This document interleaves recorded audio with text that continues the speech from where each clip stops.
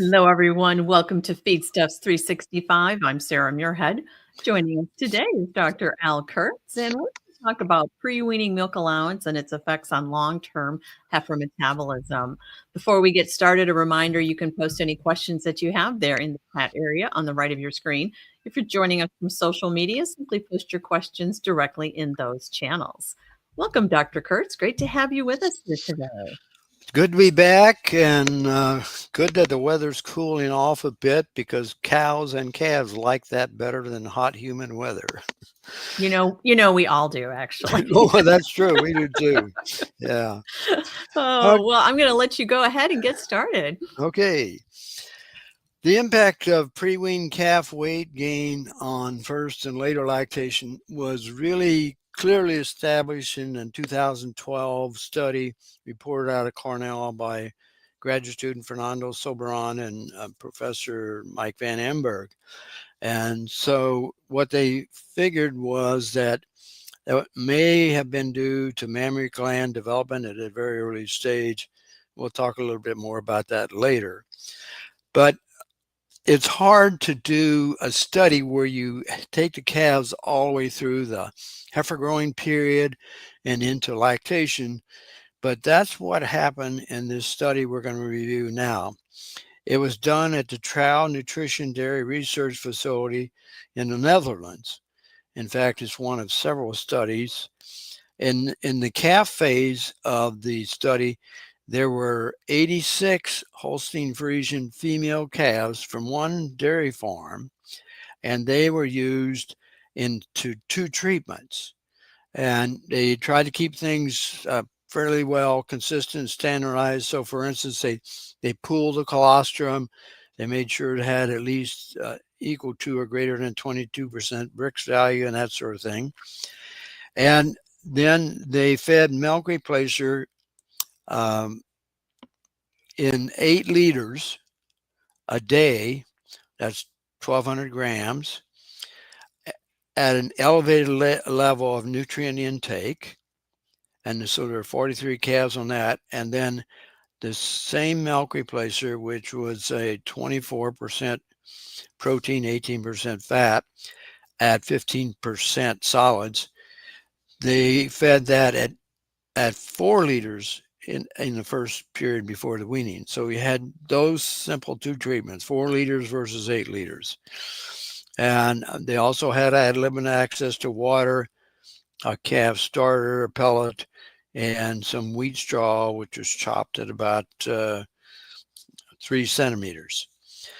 All calves were gradually weaned by reducing the amount of milk replacer in each meal by 50%, starting in week 7 and ending the weaning process in week 8. And then the calves were continued for another 2 weeks in the individual pens. And that's an important point, because I think it's important that once you fully wean calves, you not dump them right into a group, because that's in itself a transition, the weaning process, a major transition. So then they commingled these calves in groups to start, and then continue them on as heifers through the growing process. So let's take a look at table 1.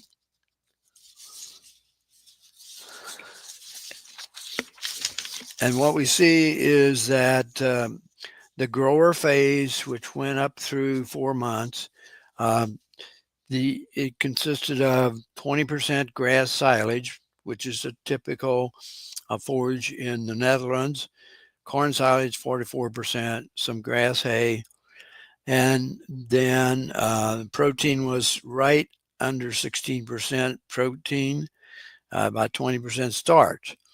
Now, after the grower phase, they went into the post-breeding phase, and there they had an 80% grass silage with 12.4% wheat straw, because this is the old dilemma. If you provide a good quality forage as free choice to heifers with their high quality forage, they're going to eat enough that they can get fat. So here they cut it with wheat straw, And then you see that the protein dropped down to 14.4, but that's adequate. And the starch was quite a bit lower at 6%. So those are the two TMRs that they were feeding throughout that period. Now, if we look at the next table, 2, we see that there were 42 heifers under control and 43 on the those that had been fed the higher milk replacer feeding before weaning.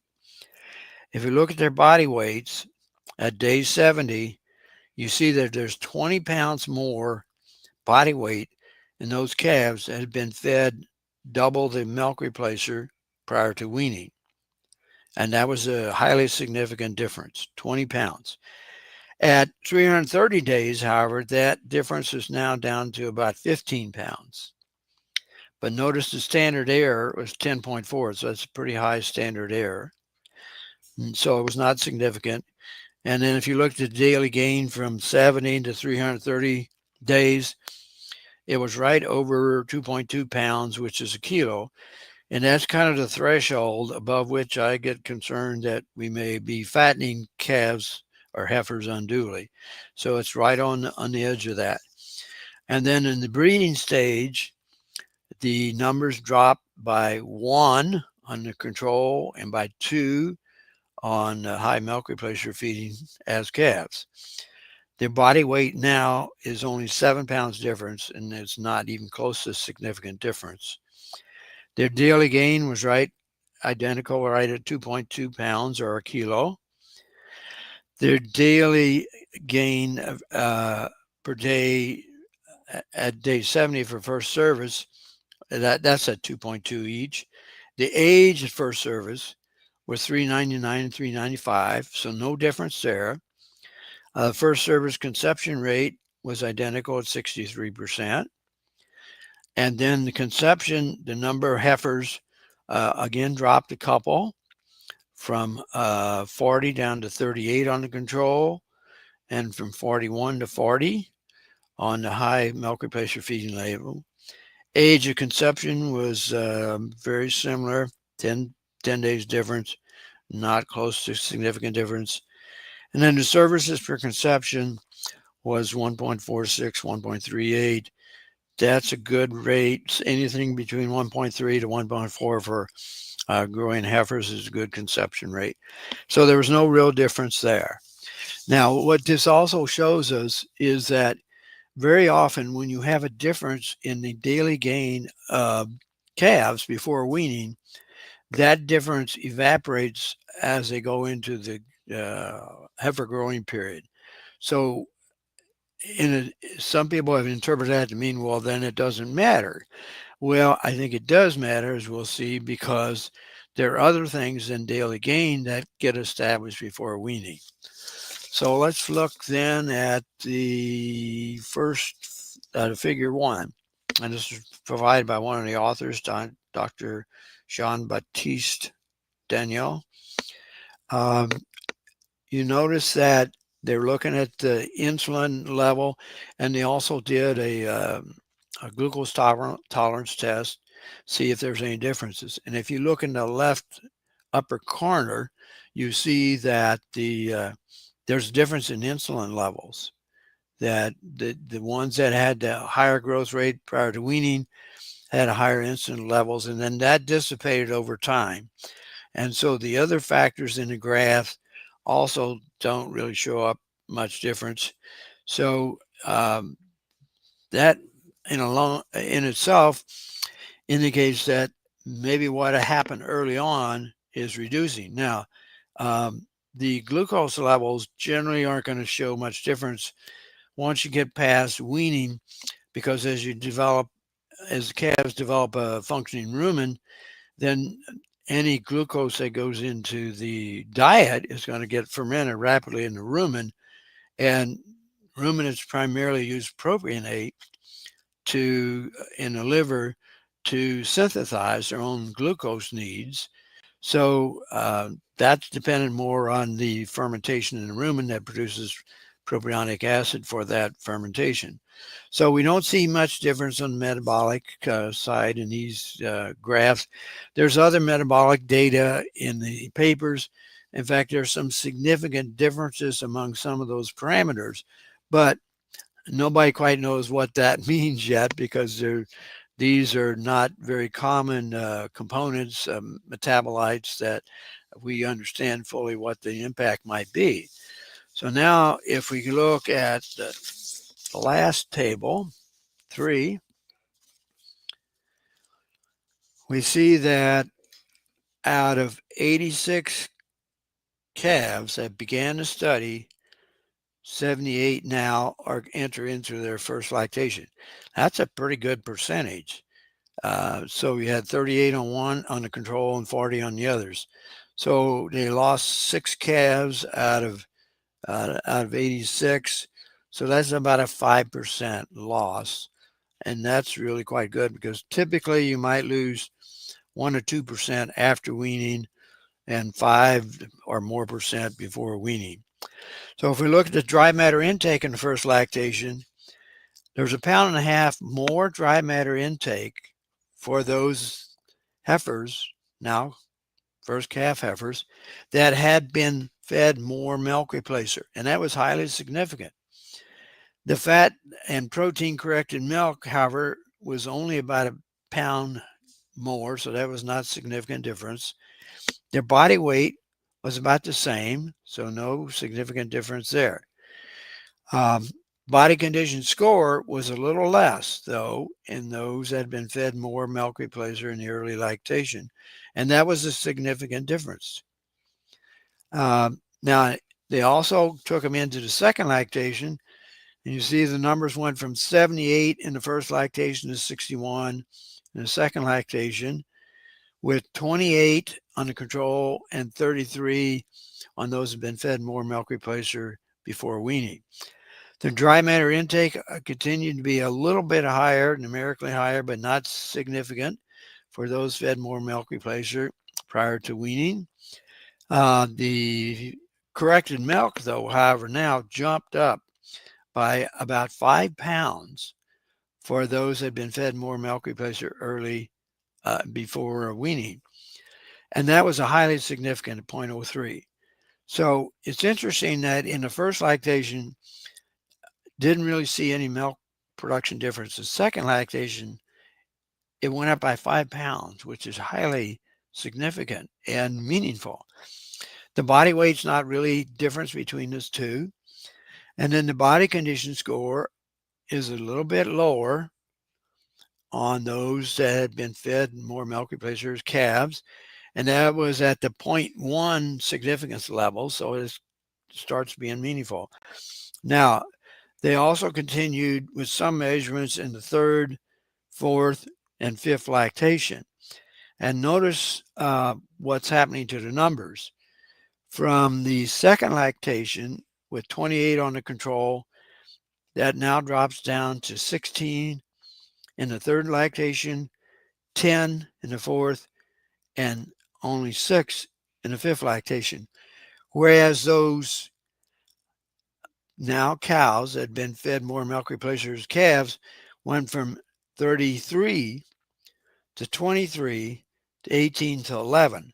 So if you look across the line, you now in the third lactation have only 16 on the control, 23 on those fed more milk replacer, and then 10 versus 18 and 6 versus 11. So it looks like the impact of this was something that if you didn't have these measurements, you wouldn't know. So for instance, there was not that increase in milk in the first lactation. They have a little less body condition. They eat more in the first and second lactation than the control, and they last longer. Quite a few more that last longer. Now, the major limitation of the study, anytime you do these kinds of studies, are the numbers. You'd like to have maybe 100 in each of those treatments, but that's really difficult to do because of the cost and having enough a pool of cows to get female calves from. So, but in spite of that, they ended up picking quite a few differences. Now, the body weights are not different, but after the 4 months, they were pretty much gone. The body weight difference that had occurred in the first 2 months when they were fed milk replacement. But that may not be the significant thing, because in the early growth stage, it is not only body weight that matters, but as we talked about, mammary gland development and what's called epigenetics. That is, the genes that get turned on at an early age. And very often that's related to nutrition, better nutrition. We know that even identical twins are not alike, because while they start out with the same genes, the same number and category of genes do not get turned on. So even identical twins are no longer identical, depending on how many of their genes are turned on to the same extent. So that's probably the other factor that's influencing what we see here. But I commend these authors for doing this study, because as you can tell, they went into the 5th lactation, and that means that from the time they started as calves and became heifers, about 2 years of age, 5 lactations, that's 7 years it took to do this study and to collect that data.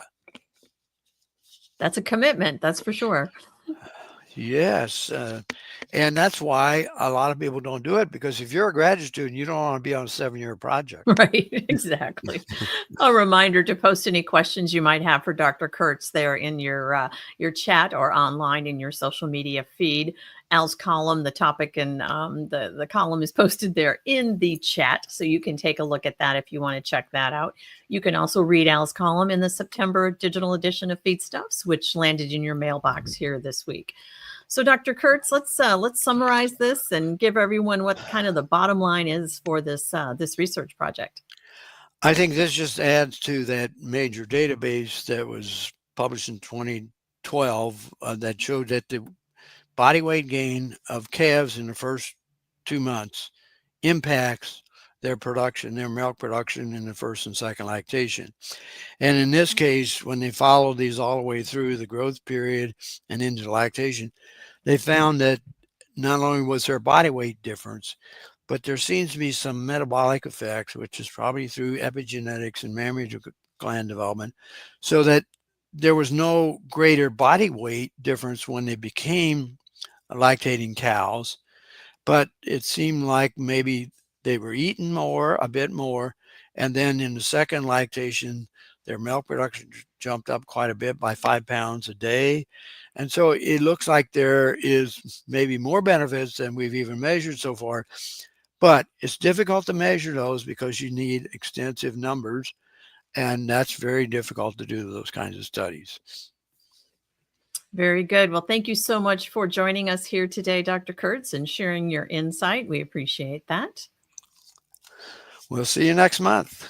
All righty. Likewise, we appreciate all of you joining us. A reminder that all Feedstuffs 365 sessions are available in on-demand format on feedstuffs.com. Until next time, for Feedstuffs, I'm Sarah Muirhead.